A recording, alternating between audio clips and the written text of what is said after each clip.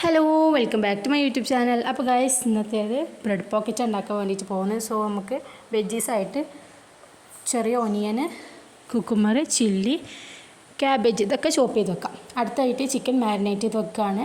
മഞ്ഞൾപ്പൊടി, മുളക് പൊടി, ഉപ്പ്, soya sauce, garam masala add ചെയ്തിട്ട് നല്ല രീതിക്ക് മിക്സ് ആക്കി എടുക്കാം. അടുത്തതായിട്ട് ബ്രെഡിൻ്റെ സൈഡ് കട്ട് ചെയ്ത് മാറ്റാണ്. എന്നിട്ട് ബ്രെഡ് ഈ മാവിൽ ഡിപ്പ് ചെയ്തതിന് ശേഷം ബ്രെഡ് ക്രംസിൽ കോട്ട് ചെയ്തിട്ട് എടുക്കുക. എന്നിട്ട് ഫ്രൈ ചെയ്തിട്ട് എടുക്കാം. അപ്പോൾ നമ്മുടെ ബ്രെഡ് ഫ്രൈ ചെയ്ത് വെച്ചിട്ടുണ്ട് കേട്ടോ. ഇനി ഇത് കട്ട് ചെയ്ത് മാറ്റാണ്.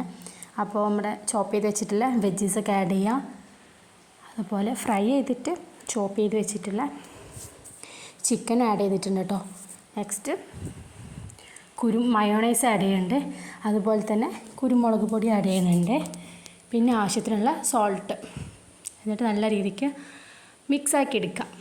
കട്ട് ചെയ്ത് വെച്ചിട്ടുള്ള ബ്രെഡിൻ്റെ ഉള്ളിലേക്ക് ഇത് ഫില്ല് ചെയ്ത് കൊടുക്കാം കേട്ടോ.